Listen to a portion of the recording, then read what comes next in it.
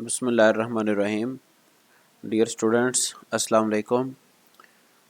कल हमने देखा था कि हम किस तरह से डेटाबेस में रिकॉर्ड सेव करवाते हैं पीएचपी के ज़रिए से, ठीक है। और आज हम देखेंगे कि हमने डेटाबेस में से रिकॉर्ड रिट्रीव कैसे करवाने हैं। थोड़ा सा कल वाला मैं आपको ज़रा रिवाइज़ कर देता हूँ कि हमने कल असल में क्या किया था।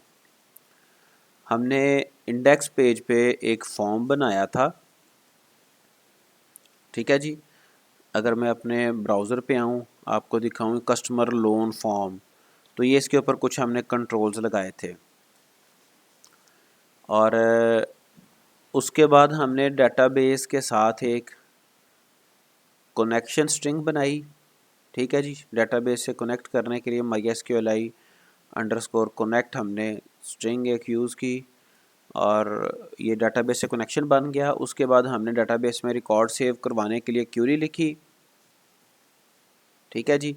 और उसके बाद इस क्यूरी को रन किया हमने, और क्यूरी को रन करने से पहले हमने एक कंडीशन लगा दी कि क्यूरी उस वक्त रन करे जब हमारा बटन जो सबमिट बटन है वो प्रेस हो चुका हो। चूँकि आपको पता है अगर हम विदाउट सबमिटिंग सबमिट बटन हम सिर्फ पेज को रिफ़्रेश कर रहे थे तो तब भी डेटाबेस में रिकॉर्ड सेव हो रहे थे, ठीक है। आज हम देखेंगे कि हम किस तरह से डेटाबेस में से रिकॉर्ड रिट्रीव कर सकते हैं, लेकिन उससे पहले मैं आपको ये बता दूं कि जिस तरह से हमने ये कुछ फाइल्स इंक्लूड की हैं जो हमारे कॉमन वेब पेज में वेबसाइट पे जो कॉमन सेक्शंस थे वो हमने इंक्लूड की थी। जैसे ये header dot P H P यहाँ पर ओपन भी है, footer dot P H P था, या एक और side bar dot P H P हमने एक सेपरेट फाइल बनाई थी। उसी तरह से जब भी हमने डेटाबेस के साथ इंटरेक्शन करनी है किसी भी तरह से, जब भी हमें डेटाबेस मैनिपुलेशन करनी है तो हमें ये कनेक्शन स्ट्रिंग चाहिए होगी, ठीक है। तो हम इस तरह से करेंगे कि ये जो कनेक्शन स्ट्रिंग है इसको भी हम एक सेपरेट फाइल में सारा कोड लिख लेंगे। जब जब भी हमने डेटाबेस मैनिपुलेशन करनी है उस वक्त हम ये कनेक्शन स्ट्रिंग वाली जो फाइल है इसको हम इंक्लूड करेंगे, और हमारा दोबारा से कोड लिखने का जो मतलब ज़रूरत पड़ सकती थी वो हमारी पुराना लिखा हुआ कोड ही रीयूजेबल हो जाएगा, ठीक है। तो मैं बिल्कुल उसी पर्पज़ के साथ ये जो मैंने कुछ कमेंट्स भी किए हैं, कल हम डिस्कस कर रहे थे, और उसमें से ये वाला नहीं आएगा। ये तो मैंने अपने फॉर्म के कंट्रोल्स की वैल्यूज़ रिसीव की हैं, तो इसको मैं सेपरेट यहाँ पे लिख लेता हूँ हेयर। और जो बाकी कनेक्शन स्ट्रिंग है वो देखें, यहाँ से हमारा कोड कनेक्शन स्ट्रिंग का स्टार्ट हो रहा है, ये यहाँ से लेके और जहाँ तक कनेक्शन स्ट्रिंग और साथ उसका इफ़ कंडीशन मैंने लगा दी चेक करने के लिए कि कनेक्शन बन गया है या नहीं, वो मैं यहाँ से कट कर रहा हूँ, ठीक है जी। और एक नई फाइल मैं ले रहा हूँ, नई फाइल एक मैं बना रहा हूँ PHP फाइल, जिसमें मैं ये कोड सारा पेस्ट कर दूँगा, राइट। तो इसको मैं सेव करूँगा। As you know we will save this file in include folder. जो हमारे प्रोजेक्ट वाला फोल्डर है उसमें हमने एक इंक्लूड फोल्डर बना रखा है, वहाँ पर मैं इसको सेव करूँगा।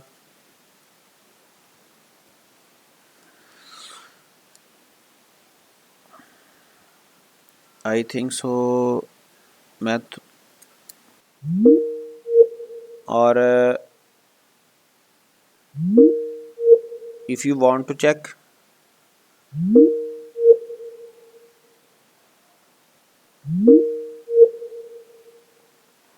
कि ये कहाँ तक एंड हो रहा है, तो हम एग्जाम्पल्स पेज पे जाते हैं। अब चूँकि एग्जाम्पल्स नहीं रहा, ये हो गया कस्टमर, चूँकि रिफ़्रेश नहीं हुआ तो इसको मैं रिफ़्रेश भी साथ कर देता हूँ। जी बेटा, आवाज़ आ रही है आपको? जी सर। रिफ़्रेश किया तो ये एग्जाम्पल्स की जगह पे कस्टमर्स आ गया। अब मैं इस पर क्लिक करता हूँ तो ये हमारा पेज ओपन हो गया। तो ये आप देखें कहाँ से ये वेलकम टू द CSS3 यहाँ से स्टार्ट हो रहा है, सफारी 4 तक ये जा रहा है, ठीक है। तो मुझे क्या करना है, मुझे ये जो इसका यहाँ पे जो कंटेंट लगा हुआ है इसको मुझे यहाँ से रिमूव करना है, starting from this to Safari 4 तक। ठीक है जी, ये मैंने इसको डिलीट कर दिया। और साइट कंटेंट, आई थिंक सो एक डिव हमारी इसमें एक्स्ट्रा डिलीट हो गई थी, इसको मैंने कंटेंट को डिलीट कर दिया। मैंने सेव किया, एक दफ़ा मैं अपने कस्टमर्स पेज को रिफ़्रेश करके देख लूँ ताकि हमें आइडिया हो जाए कि ये हमारा जो कंटेंट एरिया था वो एम्प्टी हो चुका है। ठीक है जी, अब यहाँ पर मैंने शो करवाना है जो मेरे रिकॉर्ड डाटाबेस में सेव हैं वो वाले। ठीक है जी, सबसे पहले मैं यहाँ पे एक हेडिंग लगा देता हूँ, H1 टैग लगाता हूँ। ठीक है जी, और लिख लेता हूँ कस्टमर्स रिकॉर्ड्स। ठीक है, या फिर जो भी आप अप्रोप्रिएट इधर हेडिंग लगाना चाहें, लिस्ट ऑफ कस्टमर्स।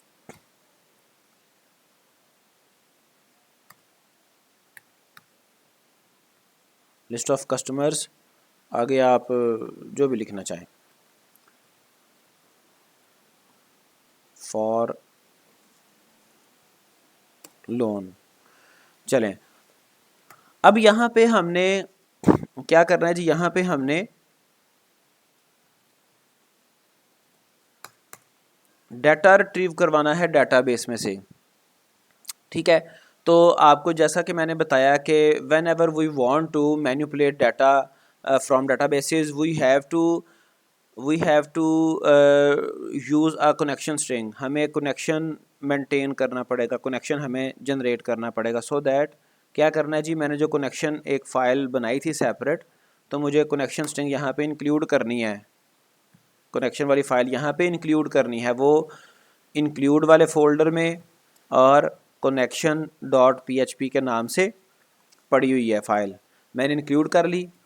उसके बाद हमें एक क्यूरी लिखनी है, जिस तरह से आपको याद है कि लास्ट टाइम भी हमने एक क्यूरी लिखी थी।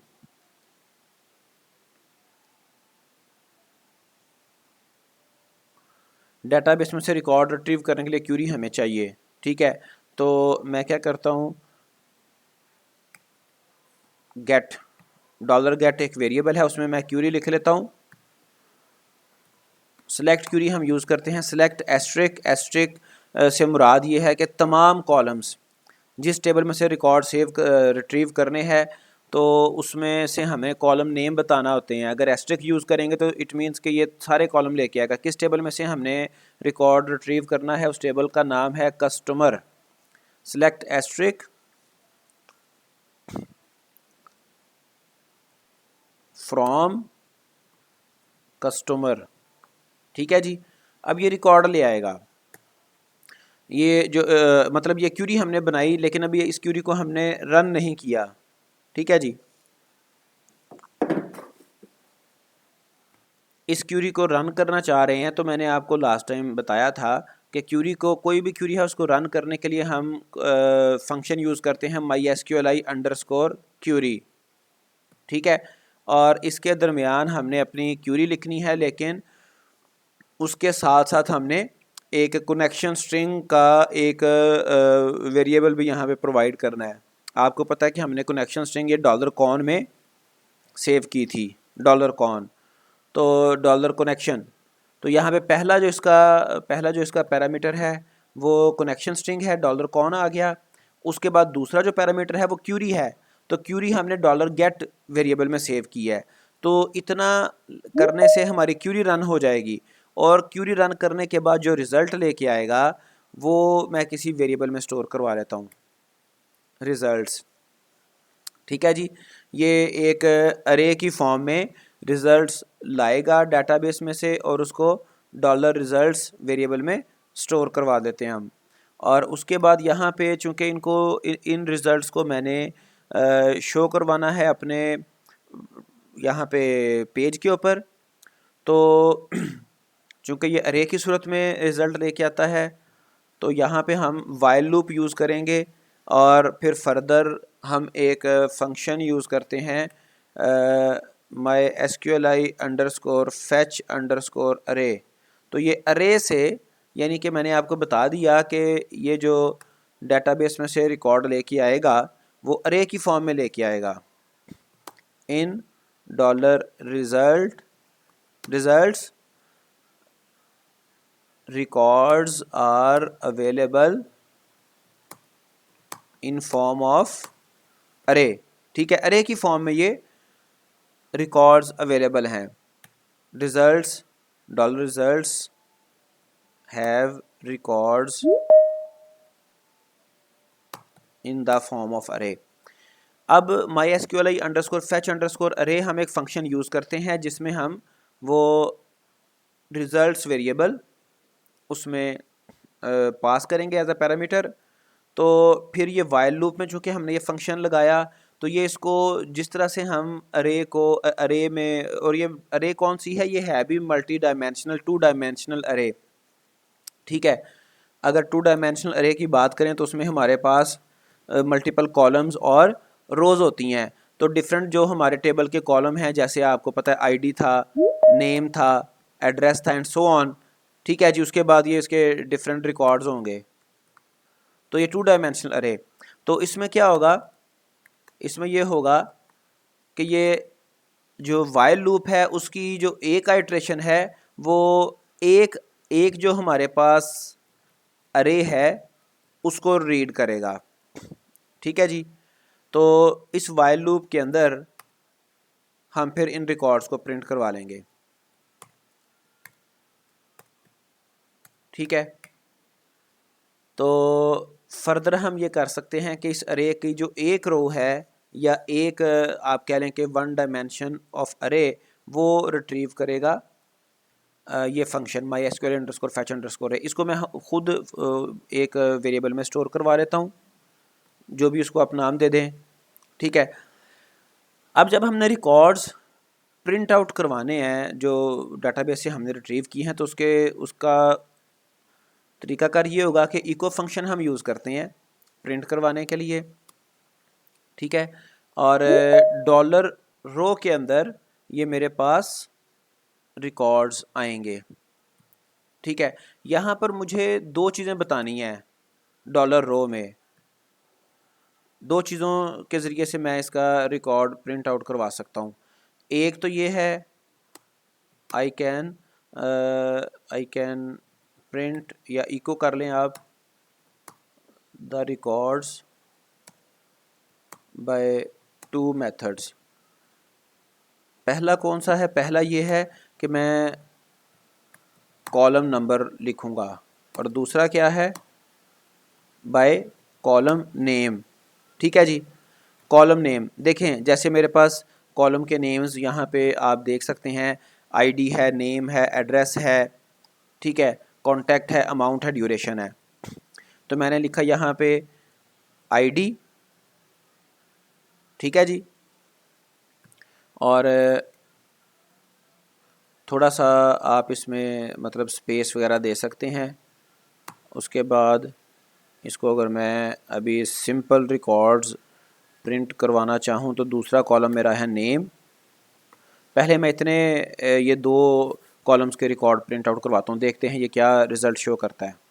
इसको मैंने सेव किया और मैं आया अपने प्रोजेक्ट अपने ब्राउज़र पे, और जब मैं कस्टमर्स पे क्लिक करता हूँ तो list of customers, connection developed 1 2 Ali, 3 4 Salman, 5 Juned, 6 Mohammad Ahmad.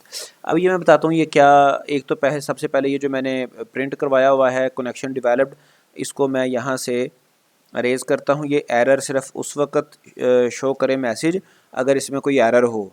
ठीक है, इफ़ डॉलर कॉन ये इसका ट्रू पार्ट है। ठीक है, इस पर मैं अगर कनेक्शन डेवलप होता है तो मैं कुछ भी प्रिंट नहीं करवा रहा, लेकिन अगर connection due to some reason maintain नहीं होता तो फिर फॉल्स पार्ट में देयर इज़ अ प्रॉब्लम। ये मैं प्रिंट करवा लेता हूँ। एक बात, एक तो मैंने ये किया। ठीक है, इसको मैं रिफ़्रेश करता हूँ। अब ये रिकॉर्ड्स मुझे किस तरह से शो कर रहा है ये मैं आपको बता देता हूँ। ये आप देखें कि साथ ही साथ मैं यहाँ पे अपने customers.php पे एक यहाँ पे इको लगाता हूँ ताकि आपको रीज़नेबल वे में रिकॉर्ड्स नज़र आए, यहाँ पे मैं BR टैग यूज़ करता हूँ फॉर ब्रेक लाइन। अभी हमने इसकी फॉर्मेटिंग करनी है। जब ये एक रो कंप्लीट कर लेगा, वाइल लूप की नई आइट्रेशन से पहले पहले, ठीक है, ये नई लाइन पे स्विच करवा देगा प्रॉम्प्ट को, कंट्रोल को, ताकि वो नई लाइन पे रिकॉर्ड प्रिंट हो। मैं दोबारा इसको रिफ़्रेश करता हूँ। नाउ यू विल सी कि ये हमारे पास पहला रिकॉर्ड, इसमें कोई नेम सेव ही नहीं है। दूसरा रिकॉर्ड अली, तीसरा रिकॉर्ड कोई नेम नहीं है, फोर्थ रिकॉर्ड, फिफ्थ, सिक्स्थ, ठीक है। अगर आप अपने टेबल पे आएँ तो ये देखें हमारे पास पहले जो ऑटो सेव हो रहे थे डाटाबेस में रिकॉर्ड्स, ज़ाहिरी बात है उसके साथ नाम है ही नहीं, इसलिए उसने वहाँ पे एम्प्टी प्रिंट करवा दिया, ठीक है जी।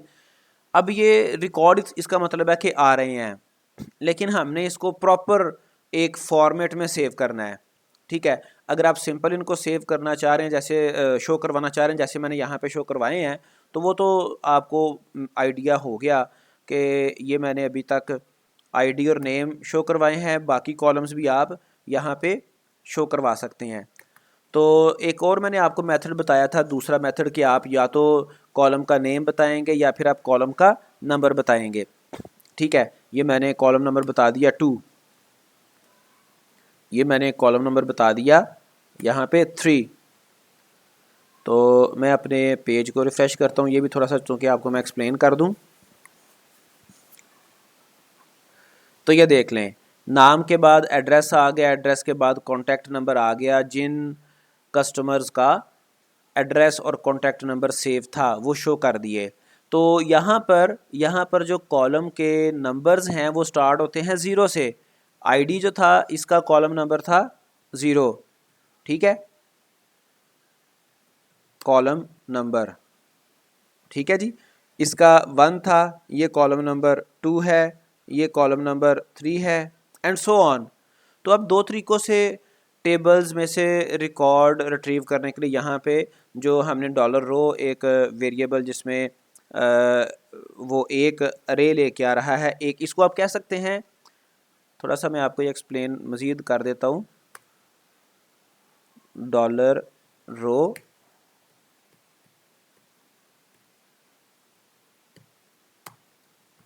Will retrieve a single row कह लें, या फिर इसको टपल कह लें, या फिर इसको रिकॉर्ड कह लें, ठीक है।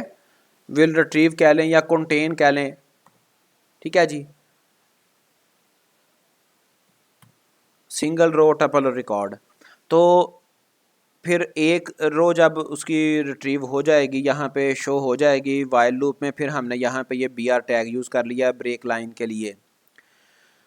तो ये आप देख लें, जो भी आपको मतलब रीज़नेबल लगे। आप अगर यहाँ पे कॉलम नंबर्स लिखना चाहें, आप अगर कॉलम्स के नेम लिखना चाहें, इट्स अप टू यू, ठीक है। हमारे पास टोटल जो कॉलम्स थे इस टेबल में 1 2 3 4 5 6, तो हमारा इंडेक्स जाएगा 5 तक, स्टार्टिंग फ्रॉम 0 तो 5 तक जाएगा, ठीक है जी। तो यहाँ पे मैंने 4 कॉलम और ये 5th कॉलम।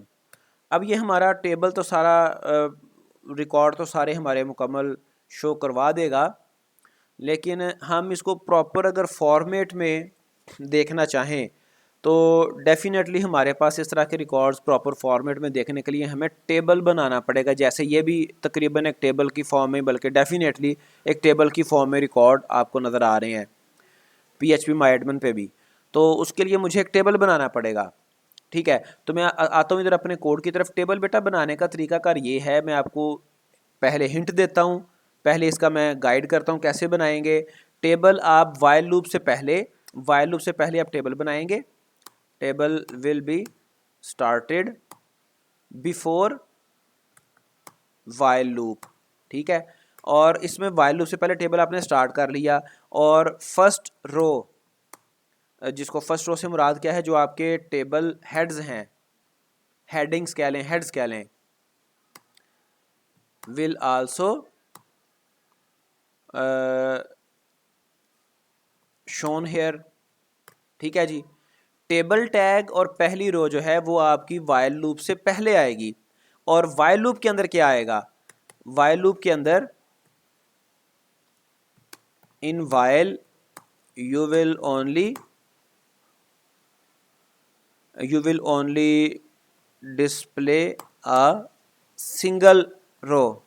ठीक है, सिंगल रो आप एक यहाँ पे लगाएंगे और उसमें आपने ये मतलब प्रिंट करवाना है। डेफिनेटली जब एक रो सिंगल रो प्रिंट हो जाएगी तो वाइल लूप कर यहाँ पे क्या रहा है, एक टपल एक रिकॉर्ड शो करने के बाद वो नई जो है वो रिकॉर्ड नई टपल पे चला जाता है।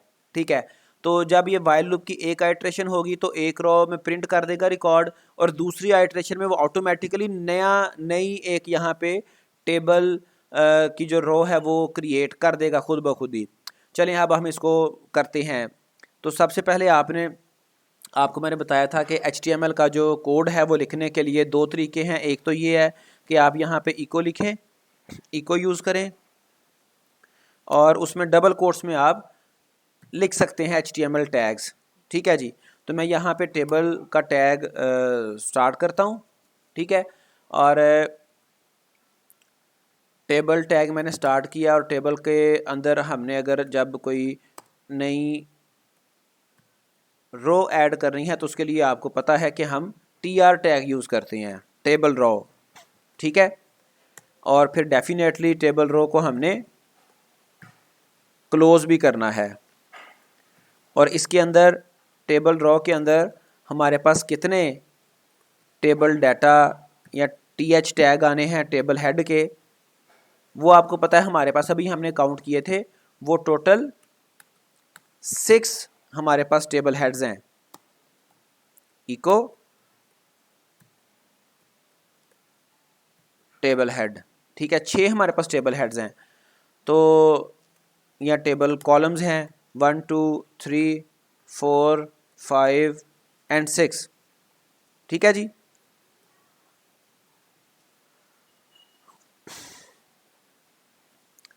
टेबल हेड में ओपनिंग एंड क्लोजिंग टैग में हमने डिस्प्ले क्या करवाना है, हमने डिस्प्ले करवाना है हेड्स के नेम्स।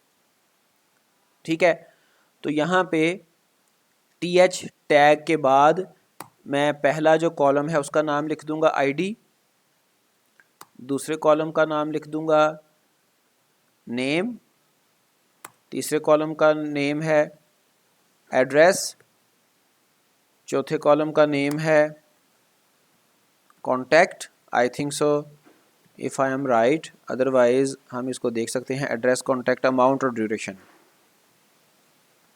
Amount and duration. ठीक है जी, इतना हम अगर, और आपको मैंने ये बताया कि यहाँ पे वाइल लूप के एंड पे, वाइल लूप के बाद आपका टेबल टैग क्लोज होना है। अगर आपने इसको PHP के अंदर ही करना है तो वो भी ठीक है, अगर PHP के बाहर आप करेंगे तो फिर आप इको के बगैर भी लिख सकते हैं। तो ये मेरा टेबल का टैग यहाँ पे क्लोज हो जाएगा। ठीक है, और टेबल के टैग के अंदर आपने क्या करना है जी, टेबल टैग के अंदर आपने सिर्फ एक ये टेबल रो आपने लगानी है। मैं यहाँ पे क्या करता हूँ, ये टेबल रो को उठाता हूँ और मैं इधर इसको पेस्ट कर देता हूँ सारा कोड, लेकिन यहाँ पे TH नहीं आएगा, यहाँ पे आएगा TD, table data. Table head आपको पता थोड़ा सा टेक्स्ट को बोल्ड कर देता है। ठीक है, और यहाँ पे ये IDs ये भी नहीं आएंगे।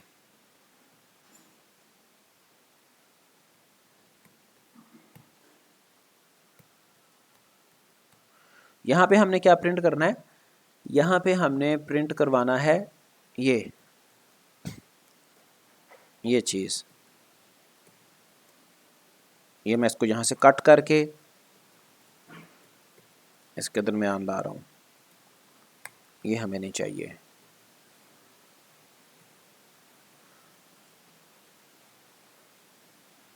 मैं यूँ करता हूँ कि इसको सारा कट करने की बजाय इसी से मैं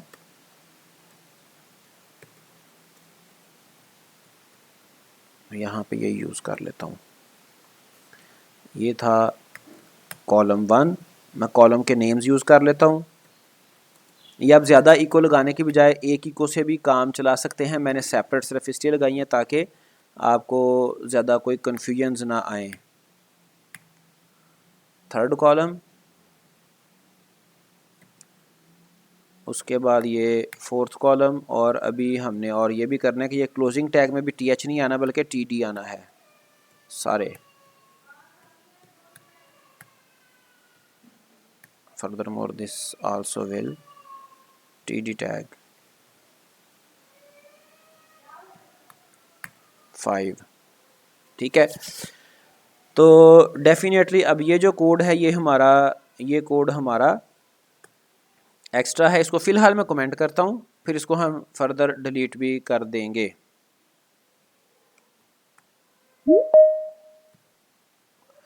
अब मैंने क्या करना जी, अब मैंने अपने जाना है इधर वेब पेज पे। इसको मैं रिफ़्रेश करता हूँ कस्टमर्स पेज को और देखते हैं क्या यहाँ पे हमें ये डिस्प्ले कर रहा है। If there is some problem फिर हम इसको थोड़ा चेंज कर लेंगे। जी, ये आप देख सकते हैं, ये हमारा एक टेबुलर फॉर्म में रिकॉर्ड्स वो प्रिंट करवा रहा है। ठीक है जी, और इसमें अब डेफिनेटली ये जो हमारे रिकॉर्ड्स जो एम्प्टी सेव हो चुके थे ये भी साथ आ रहे हैं, इनको हम फिर टैकल कर सकते हैं, मैनेज कर सकते हैं। ठीक है, तो अब फर्दर जो हमारे पास एक एग्ज़ाम्पल्स पेज था जो मैंने आपको पहले भी बताया था, वहाँ पे गालिबन टेबल के लिए कुछ स्टाइलिंग अवेलेबल है। अगर आप देखना चाहें कि जो आपका इसमें CSS में जो स्टाइलिंग टेबल की हुई है, अगर आप वो स्टाइलिंग, जैसे ये टेबल आपको नज़र आ रहा है और ये हमारा टेबल, इसमें थोड़ा सा स्टाइल्स का डिफरेंस आ गया। अगर आप ये वाले स्टाइल में टेबल डिस्प्ले करवाना चाह रहे हैं तो आप क्या कर सकते हैं, ये एग्ज़ाम्पल्स पेज को ओपन करें और इसमें देखें कौन सी क्लास या कौन सी आईडी यहाँ पे टेबल टैग में यूज़ की गई है। आप वो क्लास या वो वाली आईडी अपने टेबल टैग में यूज़ कर सकते हैं। तो मैं यहाँ पे examples.html पेज पे आया। ये मैंने आपको कहा था कि ये पेज आपने डिस्कार्ड नहीं करना, वेस्ट नहीं करना, इसमें से आपको कुछ ना कुछ हेल्प मिलती रहेगी। तो ये मैं टेबल पे आया, ये टेबल टैग, ये देखें यहाँ पे उसने स्टाइल्स यूज़ किए हुए हैं। अच्छा, ये table, let me check furthermore what the specific class, otherwise it has, I think so, यही है। ठीक है, स्टाइल विड्थ 100%, बॉर्डर स्पेसिंग 0। तो मैं इसको कॉपी करता हूँ